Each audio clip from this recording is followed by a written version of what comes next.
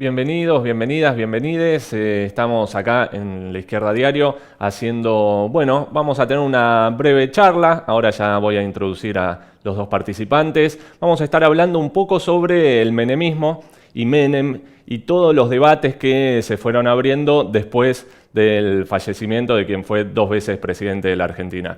Para charlar un poco de eso tenemos dos invitados muy especiales: Alejandro Horowitz, doctor en Ciencias Sociales, ensayista también, docente universitario. También escribió un clásico, Los 4 peronismos, un clásico ya de la literatura nacional. Y también últimamente, hace 2-3 años, El Huracán Rojo, que también una historia de las revoluciones, de la Revolución Francesa, la Revolución Rusa. Así que vamos a estar con él. Bienvenido, Alejandro. Cristian Castillo, también, amigo de la casa, docente universitario también, sociólogo de la Universidad de Buenos Aires. Vienen los dos de escribir artículos también a raíz del fallecimiento de Carlos Menem. Y la idea era empezar esta charla y decir, un punto, si se quiere, fue del inicio del menemismo, fue la campaña que lanzó a Menem a ganar la interna con Cafiero y a empezar ese rumbo después hacia las 2 presidencias. ¿Cómo fue ese momento? ¿Cómo vieron ese primer triunfo de Menem? No sé quién quiere empezar. El peronismo venía del proceso de la renovación peronista, ¿no? Y Menem, recordemos, había sido el más alfonsinista de los gobernadores peronistas. Y a la vez es quien realiza una campaña con un tono de, esto es muy recordado, ¿no? La salariazo y revolución productiva, en una alianza que hace con alguien que se sentía desplazado por Cafiero, que era Eduardo Duhalde. Y a partir de ahí, en una situación, que era muy crítica, ¿no? La presidencia de Alfonsín, recordemos que termina en una situación catastrófica, ¿no? Hiperinflación, etcétera, pero ya se venía de una pérdida de conquista. Hay que tener en cuenta que la situación para la clase trabajadora fue mala bajo el gobierno de Alfonsín. O sea, una cuestión es tener en cuenta que la CGT, liderada entonces por Saúl Ubaldini, jugaba para el peronismo, obviamente, pero otra que no recogía un descontento real de gran parte del movimiento obrero, ¿no? Y en esa situación es que Menem hace una campaña donde, frente a un candidato como el Radical, que era, en realidad, si vos ves la campaña, me adelanto un poquito, del 89, es una campaña donde quien hace la línea de las privatizaciones es Angelós, el que tenía el lápiz rojo y decía que lo que iba a privatizar. Ya venían trabajando la Asociación de Aerolíneas con una empresa escandinava, sueca de aviación, ¿no? Que era la línea que había hecho, que tenían, como plan los radicales, que había planteado Terráneo, ¿no? Previamente. Y Menem, al revés, hacía una campaña con una línea más peronista tradicional, ¿no? No anticapitalista, obviamente, era conciliación capital del trabajo, etcétera, pero con una impronta también populista, el candidato que venía del interior, el gobernador, las patillas, esa imagen, y sorpresivamente logra una adhesión que el peronismo más socialdemócrata de Cafiero, ¿no? Se lo llamaba el peronismo de saco y corbata, de algún modo, que le había, que había sido exitoso en desplazar al viejo aparato de Herminio Iglesias en la provincia de Buenos Aires y aparte de lo que se llamaban entonces los mariscales de la derrota, ¿no? Los que habían sido derrotados en el 83, en esa interna que fue multitudinaria. Sin embargo, sufre Cafiero una derrota impensada en un principio, y luego, que se iba viendo, que se iba materializando y finalmente una derrota muy importante, ¿no? Y que encolumna después a todo el peronismo detrás de Menem, ¿no? Donde va construyendo, primero, si vos querés, alianzas más con lo que podríamos llamar los marginales en ese momento del aparato del peronismo, pero logra capitalizar el descontento contra Angelós, ¿no? Contra lo que había sido el gobierno radical. Y en ese interregno, recordemos que es un momento muy traumático, que Alfonsín tiene que adelantar las elecciones, donde el golpe financiero, el golpe hiperinflacionario que se desata al final del gobierno de Alfonsín, no es tanto contra Alfonsín, sino para condicionar el gobierno que venía, O sea que parte de ese discurso, más de dar alguna concesión al movimiento de masas, de ninguna manera tenga lugar. Y Menem frente a eso, bueno, va tramando una alianza donde primero la hace con una empresa de la oligarquía local muy tradicional, como Bungibor, ¿no? Que es la primera etapa que fracasa muy rápidamente, ¿no? El llamado Plan Bungibor. Recuerdo asambleas en la Facultad de Ciencias Sociales donde contra la JP de aquel entonces cantaban Borón Bombón son los muchachos de Bungibor en aquellos días ante la alianza que se había dado. Y luego es el intento de salida con el plan de Herman González, ya con la política de las privatizaciones, ya subiéndose al carro de una política más general que tiene el capital financiero y el gobierno norteamericano vía los organismos internacionales, lo que llamaban los planes de shock, ¿no? Que incluían la receta que vamos a ver aplicarse en prácticamente toda América Latina, además de la Rusia de Yeltsin y en el este de Europa, ¿no? Privatizaciones a mansalva, y lo que luego, en el 94, va a tomar el nombre del llamado Consenso de Washington. Esta política de regulación, privatizaciones, que ya la tiene aún antes de la llegada de Cavallo, ¿no? Con Cavallo eso, que primero va a ser ministro de Relaciones Exteriores, y luego del fracaso de Herman González, que no puede parar, que tiene que enfrentarse en el 90 a otro pico hiperinflacionario. Yo digo, para los más jóvenes que nos vean, fue del 3.000 y el 2.000% anual cada uno de esos picos de hiperinflación, ¿no? 3.000 creo que tuvo con Alfonsín todavía, pero todo el 89 y parte de Menem, y el nuevo salto hiperinflacionario que todavía se vuelve a dar con Herman González, y frente a eso, digamos, a la presión de una crisis catastrófica que tiene la población, el discurso de la continuidad del plan de la dictadura, ¿no? Que es efectivamente la alianza que hace con la UCD.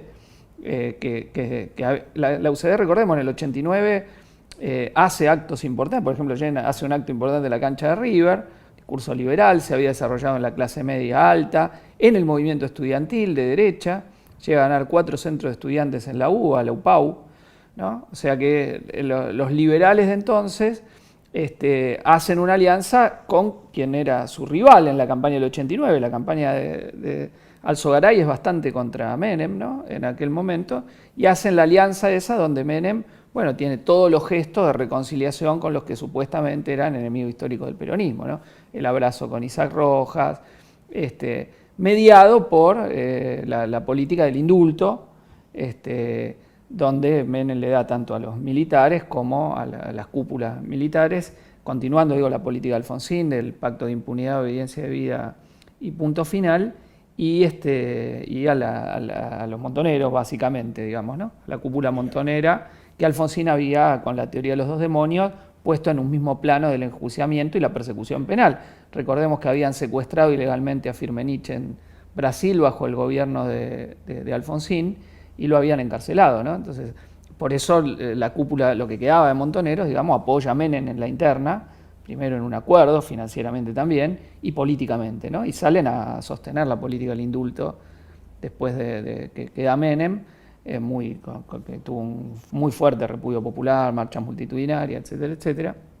Un intento de la vara de cara de los radicales, ¿no? Que se oponía al indulto, pero habían bajo Alfonsín hecho las leyes de impunidad, el punto final, al que Menem se había opuesto, primero, recordemos, y la obediencia de vida. Y bueno, y esa asociación con los liberales, que le dan varios cuadros al gobierno menemista, y donde, a partir de un acompañamiento más o menos generalizado del Partido Justicialista y del peronismo de aquel entonces, llevan adelante el ataque neoliberal en toda la línea, profundizando, digamos, esa herencia de la dictadura, ¿no? Y cooptando gran parte del aparato sindical, a los que los transforman en accionistas de las FJP y de algunas de las empresas privatizadas, ¿no? Varios sindicatos muy importantes. Lo quiebran a Saúl Ubaldini, lo corren, ¿no? Le sacan la CGT, la dividen, pero donde el propio Ubaldini, en el peso que mantenía, tiene mucha responsabilidad en el resultado, porque lo otro que a veces no se recuerda tanto es que las privatizaciones que terminan imponiendo el gobierno de Menem y Cavallo cuentan con una resistencia muy, muy importante, ¿no? En la huelga telefónica, que va a ser desarmada en una asamblea de más de 5.000 telefónicos en la cancha de Atlanta, donde Julio Guillán, que era el dirigente entonces, el que lo representaba, el guillanismo en aquel entonces, va con la iglesia para que no hable nadie de la oposición cuando levantan la huelga, y se termina produciendo la liquidación de Entel y la privatización de un sector estratégico como las telecomunicaciones, las grandes huelgas ferroviarias, y así van desarticulando uno por uno los sectores, ¿no? Nunca voy a olvidar, tengo una imagen muy vívida de una gran manifestación en Plaza de Congreso, más de 40.000 estatales, y está Ubaldini, ¿no? que hablaba, y entonces de abajo le cantaba olele, olala, ahora todos juntos la huelga general, se transforma en masiva, toda la plaza cantando eso cuando va a hablar Ubaldini, y que se ve obligado en su discurso a decir, vamos a llamar a la huelga general en el momento oportuno. Bueno, todavía lo están esperando el momento oportuno, porque el propio Ubaldini, no hay ninguna lucha consecuente. De hecho, prácticamente solo el astillero Río Santiago es una de las pocas empresas que se salva de la privatización. Después la hacen pasar, bueno, obviamente un punto muy fuerte fueron las huelgas ferroviarias, ¿no? Con un activismo enorme, 2 grandes huelgas ferroviarias, que nos hacía acordar un compañero que había participado en esa lucha, que el día que muere Menem se cumplían 30 años del comienzo de esa huelga ferroviaria, ¿no? Entonces digo, fue sobre la derrota de ese sector, pero una derrota preparada políticamente por la burguesía, ¿no? Donde la respuesta solo sindical no alcanzó a pelearle, digamos que la clase media vea de que por lo menos no había que estar a favor de la privatización. Y hubo una campaña preparada con el desfinanciamiento de las empresas del Estado para que cuaje ese discurso de que esto era ineficiente, un gasto permanente, lo privado iba a ser mejor. Y otros discursos que son muy interesantes de analizar, ¿no? Porque Menem tiene ahí también la idea de que las privatizaciones era para terminar con la deuda externa, y que la plata que iba a entrar de las privatizaciones iban a terminar con lo que era el nivel de endeudamiento. Y el otro era que el proletario se iba a transformar en propietario, ¿no? Del proletario al propietario. Era parte del discurso que iban creando, los retiros voluntarios, la idea de que con esto te ibas ahora a poner tu negocito e ibas a emanciparte. Cosa que caló en una parte de los trabajadores que entraron en los retiros voluntarios, pero que hicieron un destrozo. 500.000 empleos del Estado se perdieron. Se pasó de 35.000 a 7.000 kilómetros de vía férrea, pueblos enteros que perdieron toda comunicación y favorecieron, digamos, la migración hacia las áreas urbanas. Se llegó a entregar hasta el petróleo, ¿no? YPF, porque vos tomás en cuenta movimientos muy parecidos en otros países de Latinoamérica, donde movimientos lo más parecidos que vos podés encontrar al peronismo, en Bolivia el movimiento nacionalista revolucionario, de otro tipo, pero con cierto contacto del APRA peruano, el PRI mexicano, Brasil de la mano de Fernando Henrique Cardoso, todos tenés este proceso de transformismo, digamos, en los núcleos políticos que aplican los planes neoliberales. Es decir, en general no fueron partidos liberales, eran partidos, movimientos más o menos con discurso nacionalista, que son los que terminan subiéndose a la ola neoliberal. Pero el que entrega el petróleo es Menem. Digamos, el petróleo no lo llegan ni en Brasil ni en México llegan hasta ahí. Pero que hacen también una política neoliberal abierta, ¿no? Flexibilización laboral, desregulación, etc. Pero en Argentina llega hasta ahí el peronismo, hasta entregar el petróleo, ¿no? Entonces digo, esa política, insisto, tuvo resistencia y es sobre la base de esa derrota que se crea y que se impone el neoliberalismo, digo, al calor de un proceso internacional donde obviamente la caída de la Unión Soviética y toda una política de alineamiento incondicional con Estados Unidos, ¿no? Relaciones carnales, enviar los barcos a la guerra de Irak, a la guerra del Golfo, no nos olvidemos, 2 corbetas envía Argentina, toda una situación, pero que bueno, ojo, donde hay una ligazón con la dictadura en 2 niveles, ¿no? La continuidad del plan de Martínez de Oz, haciendo cosas que Martínez de Oz no había podido hacer. Si vos ves, es mucho más profundo el plan de Pinochet que el plan Martínez de Oz. Los liberales te dicen, no, la dictadura mantuvo todas las empresas del Estado, fue estatista como liberal, ¿no? Te hacen esa maniobra en la discusión, pero la desregulación financiera, el ataque al movimiento obrero, el comienzo de la desindustrialización, que en los 90 también, 200.000 empleos industriales se pierden en los 90, 500.000 el Estado, 200.000 industriales, en los primeros años, antes que empiece la lenta suba de la desocupación que después pega un salto con el efecto tequila, pero aún en ese momento. Entonces es una profundización y también se basa obviamente en la derrota, ¿no? Y luego la cristalización de esas dos derrotas, ¿no? La dictadura más la reconversión neoliberal, o modernización regresiva, como le quieran decir, consagrada en la reforma constituyente del Pacto de Olivos, ¿no? Bueno, dije algunas cosas, pero nos fuimos del tema como... Pero... Ese tema. Vale la pena tomarlo, yo voy a apoyarme en el violín que plantea Chipi para mirarlo dando por hecho los datos que Chipi acaba de volcar. El primer dato clave es que el programa de Martínez de Hoz del 76 no es otra cosa que la continuación del Plan Rodrigo del 75.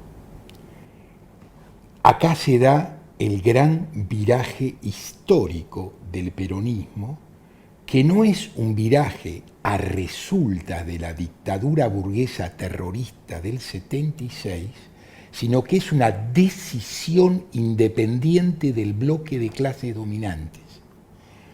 Rodrigo es un ilustre imbécil que no tiene ninguna importancia y darle el nombre es simplemente un detalle eufemístico.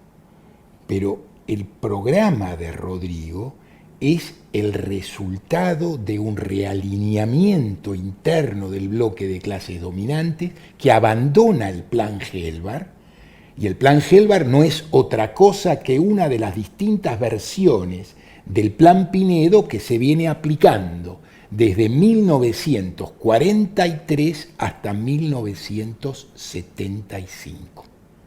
Es María Estela Martínez de Perón, su gobierno, con una decisión autónoma del bloque de clases dominantes, que resuelve que el viejo programa de crecimiento vía la sustitución de importaciones se cancela definitivamente. Y esto lo hace antes del viraje general del mercado mundial. Esto lo hace anticipándose al viraje, entendiendo el viraje y tomando la decisión política que Martínez de Hoz va a continuar con el respaldo de la dictadura burguesa terrorista.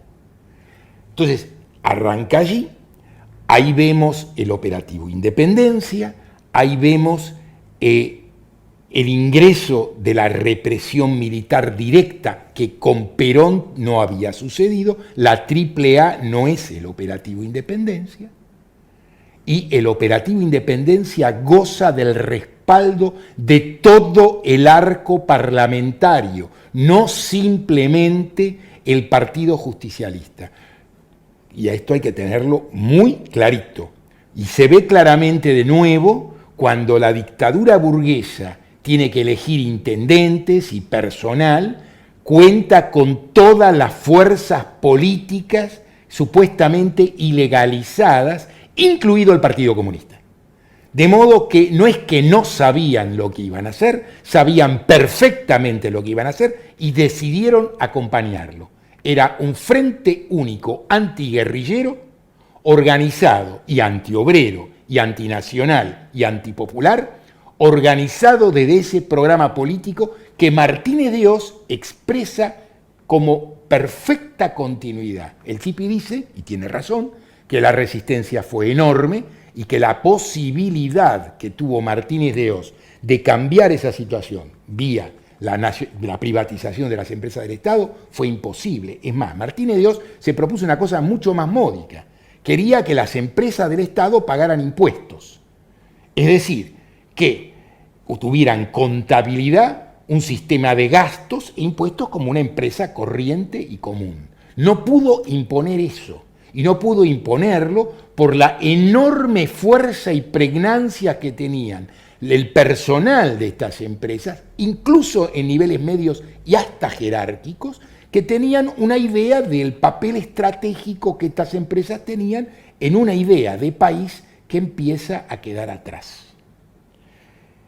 Cuando Alfonsín retoma la posta y se le va todo de las manos, se le va todo de las manos porque Alfonsín se enfrenta con el resultado de ese programa, que es la deuda. La deuda no es otra cosa que una fenomenal transferencia de ingresos del conjunto del bloque de clases dominantes, unido como una sociedad anónima, donde los conflictos anteriores quedan resueltos vía la transferencia de los activos en activos líquidos en el sistema financiero internacional, y la posibilidad de transformar esos activos líquidos, los dólares requeridos, son la deuda tomada por el Estado que hace posible esa operación de transferencia al exterior. En consecuencia, el único programa económico del alfonsinismo es pagar la deuda.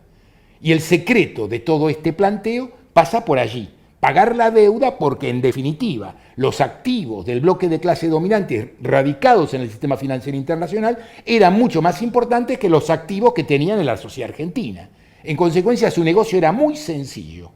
Hacía falta que estos pagaran y pagaban.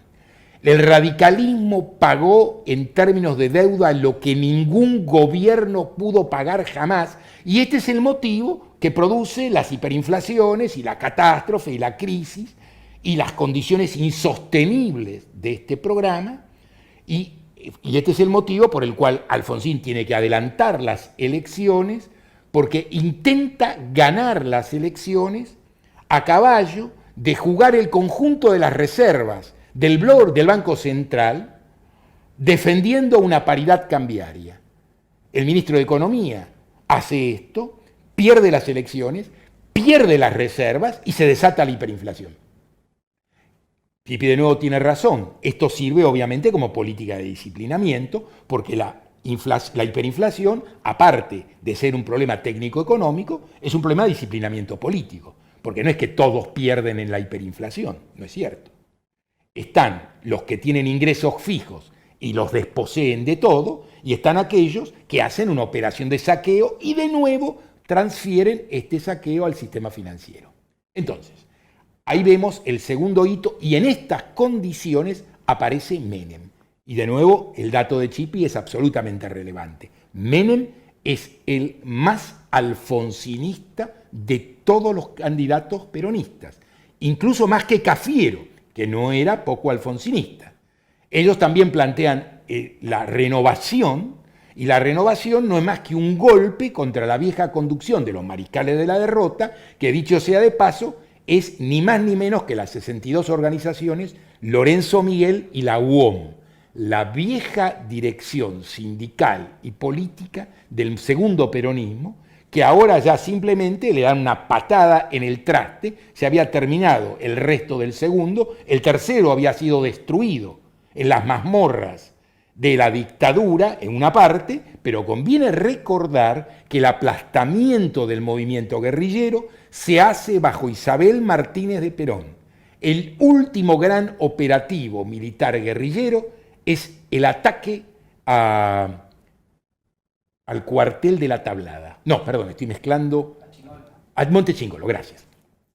Este es el último gran operativo y es en diciembre de 1975. De ahí en más, la guerrilla actúa en términos casi residuales y casi de resistencia más que de nada. Empieza lo que yo llamo la caza de los militantes, y no se trata simplemente de la caza de aquellos que activan directamente en la lucha armada, sino es un ataque directo al movimiento obrero y a su sistema de cuadros alternativos. Basta mirar la lista que tiene la CONADEP para ver que sobre 9.600 y monedas de desaparecidos registrados, más de 6.000 son militantes obreros.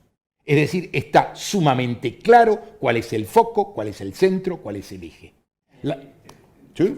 Hay un hecho también muy importante, que es que la propia dictadura en la represión preserva a las cúpulas burocráticas, o a los centrales de las cúpulas burocráticas, y atacan a los delegados de base, las comisiones internas, los que habían alentado las coordinadoras para tratar de simplificar en la lucha justamente contra el plan Rodrigo, el llamado gran Rodrigo. fenómeno, ¿no?, que aparece en el momento final del gobierno de Isabel son las coordinadoras obreras. Eso es muy importante porque en el 55 el golpe desarticula a la propia burocracia de la CGT, Claro. y eso genera un activismo de base en la resistencia nuevo que vuelve loca a la dictadura. 2 años y medio poniendo caños y resistiendo un movimiento como no hubo en el tiempo otro igual en la historia política argentina. Pero volvamos a esto que estábamos planteando, y Menem llega en estas condiciones, y Menem, que pasa por esa extraña magia, porque todo lo orgánico que había adentro del PJ es la renovación. Menem rompe la renovación y queda, como decía bien el Chipi, con lo marginal. ¿Y cuál era el corazón de lo marginal? Lorenzo Miguel. ¿Y qué es lo que no tiene Menem? Militantes. Menem lo que tiene es gente dispuesta a votarlo. Así como Menem tiene contacto directo con la sociedad, Cafiero no. Cafiero es un economista profesional, un empresario exitoso, un peronista de traje y corbata, un hombre que sabe hacer negocios bien en marco de una política tradicional, pero Menem le gana a la calle, pero conviene entenderlo así. Aún con esto Menem no ganaba. Menem combina 2 elementos. Le gana a Cafiero en la provincia de Buenos Aires, pero en todos los lugares donde Cafiero no tiene espacio político propio, le roba las elecciones por 90 y pico %, es decir, es una combinación de fraude con elecciones, de masas con aparato, de gangsterismo con política. Y la amenaza permanente a Cafiero de que voy a romper, y Cafiero en el intento, entre comillas, responsable, queda atenazado por su propio juego, su propia incapacidad política, porque es cierto que Menem juega muy bien sus cartas, así como es cierto que Cafiero juega muy mal sus cartas. Le bastaba un arreglo con Lorenzo Miguel para que Menem no hubiera podido ganar la interna. Entonces acá viene la primera pregunta. Si Menem no ganaba la interna, ¿no había menemismo? No. Podía no tener esa forma, porque esta es una situación mucho más estructural. La clave de todo el menemismo y la diferencia con el momento político anterior es una derrota popular general con la caída de la Unión Soviética, la derrota del movimiento obrero a escala internacional, la derrota de todas las propuestas socialistas en sus distintas variantes. Podemos acordar o no con esas propuestas. Podemos discutir indefinidamente si en la Unión Soviética eso era socialismo o cualquier otra cosa. No tiene ninguna importancia lo que nosotros discutamos. Para el planeta Tierra ese era el socialismo, y la derrota de esto es la derrota política del socialismo. Bueno, es interesante el punto de vista porque si uno ve, yo antes comentaba como en América Latina, ¿no?, partidos parecidos al peronismo aplican políticas muy parecidas a las de Menem, ¿no?, con otros personajes. Y no nos olvidemos que en Europa el neoliberalismo de los 80 no es solo Margaret Thatcher, sino que es Mitterrand y Felipe González. O sea que un personal político similar a Cafiero, por decirlo de alguna forma, se subió en su momento a la ola del neoliberalismo y probablemente algún giro similar estuviese empezando, porque uno ve, cuando encuentra un patrón, dice, más allá de los sujetos, más allá de la forma, más allá del estilo, la línea política de subirse al tren de la segunda ola neoliberal, uno la ve como algo muy generalizado, ¿no? Como un nuevo salto en la derrota, ¿no? Si uno puede decir que la dictadura fue el desempate del empate hegemónico famoso de Portantiero, esto fue un tiempo suplementario, de nuevo, recargado, digamos, montado en el anterior, ¿no? No era la lucha de clases simplemente a la escala nacional, sino de la lucha de clases a escala planetaria. Como parte de esa ofensiva neoliberal de conjunto, ¿no? Bueno, y la defección generalizada de los movimientos nacionales. Y otro dato. Y la desaparición del si Partido Comunista francés y del Partido Comunista italiano. Si fuese Menem solo un individuo, claro, entonces la resistencia dentro del Partido Justicialista, del peronismo, hubiese sido mucho mayor. Y el grupo de los 8 fueron 8. Fueron 8. ¿Y hasta dónde resistieron? Claro, porque después asumen gran parte de eso. Pero el acompañamiento generalizado del Partido Justicialista al menemismo, y no nos olvidemos porque... Y del radicalismo. Asumiendo, digamos, los puntos centrales de la política, de la orientación económico-social, no nos olvidemos que aunque después construyen su discurso en contra de los 90, los Kirchner fueron parte de ese aparato en Santa Cruz, el mejor presidente de la historia, el video que está de Néstor reclamándolo ahí, se lleva muy bien con Domingo Cavallo en ese momento. Cristina misma... No solo se lleva muy bien, es su asesor financiero para el patrimonio que obtienen de las regalías de la privatización de YPF. El manejo de las regalías de YPF que le corresponde a la provincia es una sugerencia que Cafiero le hace al gobernador y que el gobernador sigue estrictamente. Bueno, el discurso lo acompaña en la reelección, después de todo. Digamos, con el indulto los Kirchner no rompen, con las privatizaciones los Kirchner no rompen, las alientan. Bueno, eso le dicen los propios radicales ahora en los debates parlamentarios. Oscar Parrilli fue el miembro informante de la privatización de YPF. Y Cristina lo defiende, ella como constituyente, el legado de Menem, en esa famosa cita que recuerda Vilma Ibarra en su libro Cristina contra Cristina, diciendo nosotros ordenamos lo que estaba desordenado, o sea, reivindicando toda la política menemista en ese año 1994, ¿no?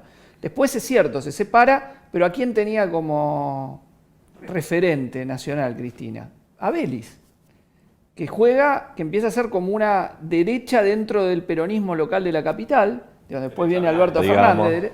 Claro, o sea, se separa, pero decía que su referente nacional era Gustavo Vélez, antes de que, después ya sobre el final, ya derrotado Duhalde, ya asumido de la Rúa, Kirchner empieza a coquetear con el FRENAPO, el Frente Nacional contra la Pobreza, junto con qué figura del radicalismo, con Elisa Carrió. Fíjense ustedes las vueltas de la historia, ¿no? Estaban juntos en el FRENAPO, el referente peronista Kirchner y junto con la CTA, pero ya eso es muy tardío, es cuando había pasado todo.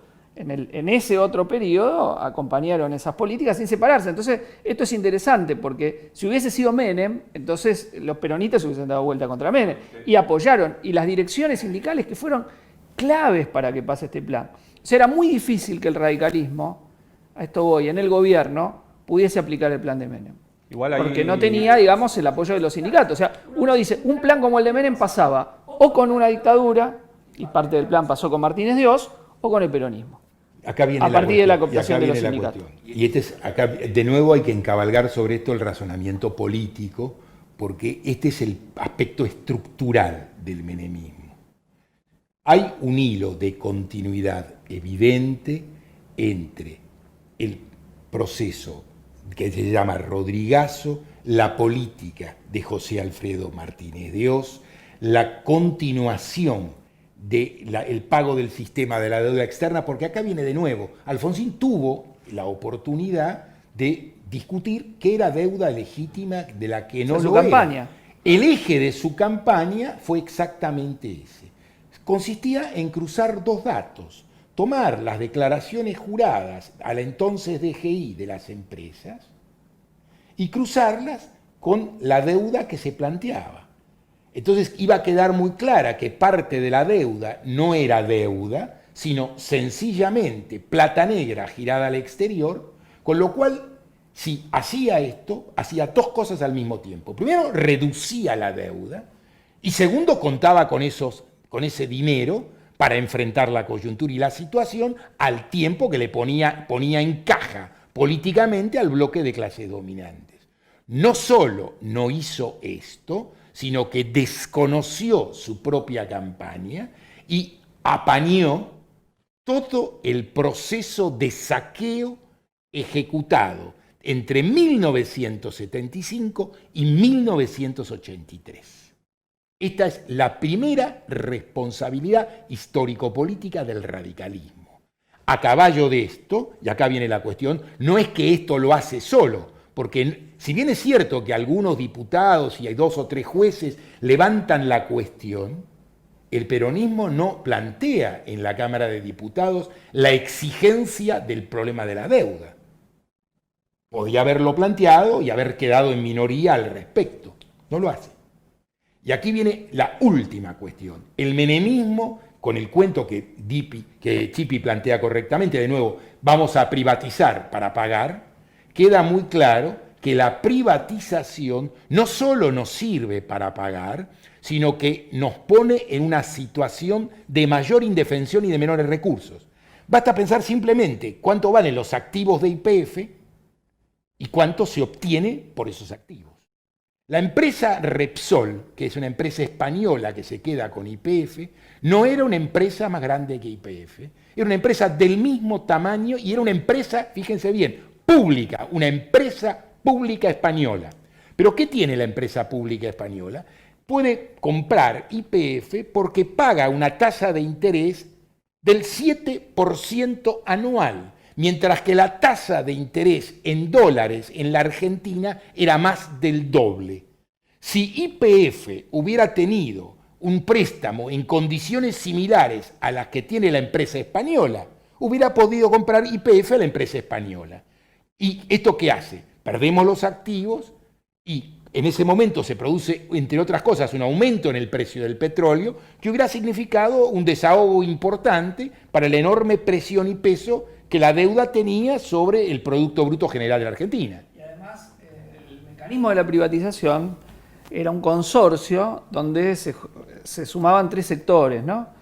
Los bancos, que eran tenedores de los bonos de la deuda argentina, que valían un 20 o menos por ciento del valor nominal en el mercado, Y pagaban se a lo valor consideraba al 100%. Claro. O sea, un negoción, Redondo. una estafa, una estafa. Porque lo que vos en el mercado podías comprar a 2, acá lo pagabas 10. O lo tomabas como parte de pago. Te lo tomaba a 10. Claro. O sea, un banco tenedor de la deuda. Una empresa local que tenía, se decía, el know-how de conocer los funcionarios. Digamos, las coimas, negocios, a quién había que coimear. Y una empresa internacional vinculada al área que se iba a privatizar. ¿A qué punto llega esto?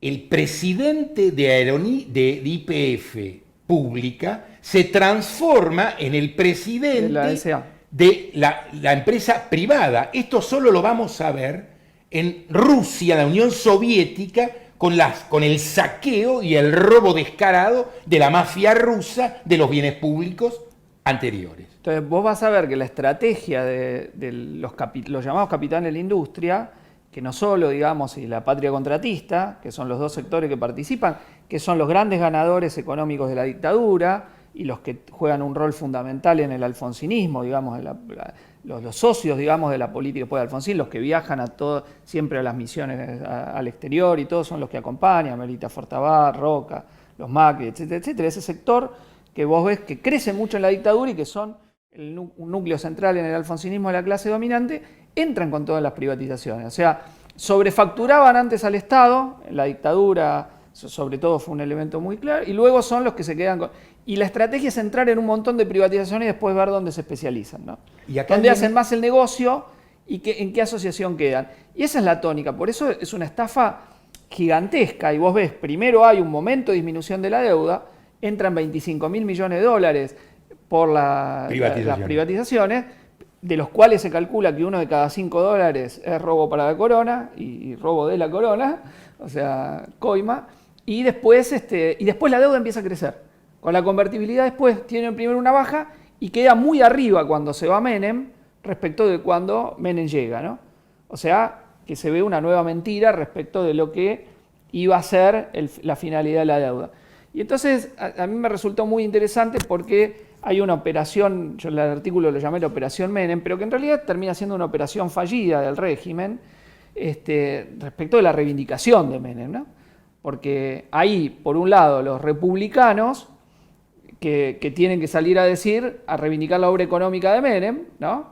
Y que, bueno, esto había que ser, en función de lo que pasó después, Menem entendió el momento, bla, bla, bla, las privatizaciones, se subió, entonces hay una reivindicación de la derecha del propio Menem, de parte de su programa. Bueno, El independiente. PRO reivindica El PRO expresamente. que ha reivindicado toda. Bueno, después los que están más a la derecha todavía, los libertarios lo han dicho, Milei salió. Bueno, pero el PRO salió a reivindicar efectivamente la obra de Menem. Pero, digo, los que supuestamente criticaban la corrupción, etcétera, etcétera, el gran corrupto nacional. Acá viene la última cuestión. Este es el punto. Porque, ¿cuál es la crítica que le hacen a Menem? Que es la crítica del Grupo de los Ocho. Toda la política está bien, la corrupción está mal. Y aquí viene la cuestión. El instrumento con el que Cavallo estabiliza una moneda sacudida por 2 hiperinflaciones y por un saqueo semejante es técnicamente un instrumento circunstancial. Nadie puede creer, si la economía argentina pudiera tener un sistema de paridades fijas respecto al dólar, la Argentina no sería el país que es. Porque lo que está diciendo, ni más ni menos, es que la productividad social del trabajo en la Argentina y la productividad social del trabajo en los Estados Unidos son equiparables e intercambiables. Esta idea es un disparate colosal, por lo tanto, es evidente que una rigidez tal sirve para detener una hemorragia y después, bajo un sistema de Crow-Peck, esto es de pequeñas microdevaluaciones, se establece un sistema que permite seguir en esa misma lógica. No, Fernando Enrique Cardoso dice esto, que él en Brasil no aceptó eso. Claro. O sea, se pone, dice, yo no acepté la caja de convertibilidad. No. Pero hay Cavallo, al ¿no? punto que a partir de las reformas que hubo en el menemismo, las contrarreformas, después durante un tiempo se dejó, por lo menos es mi impresión, de hablar del menemismo, se habló un momento de la corrupción, especialmente durante el menemismo, después pasó como inadvertido. De hecho, Menem se muere siendo senador del Frente de Todos, pero como en una especie de está ahí, pero no hablemos del tema. Y con la muerte hubo una reivindicación importante, no solo de los sectores más de la derecha, del PRO y de los liberales, sino de todo el arco político, de prácticamente todo el arco político. El peronismo lo indulta a Menem, aunque ya lo había indultado, digamos, el segundo momento del indulto a Menem, una enorme reivindicación de Menem. Y yo creo que un operativo para presentarlo como positivo. Pero eso se chocó. Si vos mirabas la televisión el día de la muerte de Menem y el otro, era un bombardeo para tratar de mostrar que lo de Menem había sido muy positivo para el país, una modernización, etcétera, etcétera, que entendió los tiempos y todo, que contrastó fuertemente con la ausencia total de participación popular en su funeral, una indiferencia y bronca. Una bronca que se expresaba en miles y miles y miles de comentarios. En las redes sociales era abrumador el asunto. Me despidieron a mi papá, perdí el trabajo, comí arroz sin queso. El recuerdo popular que justamente el 2001 liquidó parte de la cultura menemista neoliberal, o sea, aunque mantuvo gran parte de la obra económica, fue un repudio no solo a De la Rúa, a todo el proceso de los 90, ¿no? Ese levantamiento incluyendo popular. la dictadura también. Bueno, por eso los Kirchner, que habían estado con Menem, en su discurso de autolegitimación, tienen que encontrar lo opuesto de los 90, ¿no? Y era muy común que bajo el kirchnerismo los peronistas decían Menem no fue peronista. Y ahora es muy interesante porque el aparato peronista lo retoma Menem, lo saluda muy, digamos, elogiosamente, calurosamente a Alberto Fernández, al propio Menem. Cristina es astuta como siempre. Cristina estuvo ahí. Claro, se pone el formal. Institucional. Acá viene la cuestión, porque, de nuevo. Bueno, es que tiene un problema con la propia autolegitimación sin duda, pero de su discurso, ¿no? Empecemos de nuevo. La idea, porque si algo nos enseña este pantallazo, es que la idea de que los políticos burgueses tradicionales conservan algo parecido a algún vestigio de alguna clase de principios, es una idea que no resiste ningún análisis de la realidad, ni acá ni en parte alguna del planeta Tierra. El único principio que respetan es aquel principio que les permite conservar el poder y están dispuestos a hacer absolutamente todo lo que haga falta para que tal cosa suceda. Todo lo demás los tiene sin cuidado. Ese es el único principio que funciona.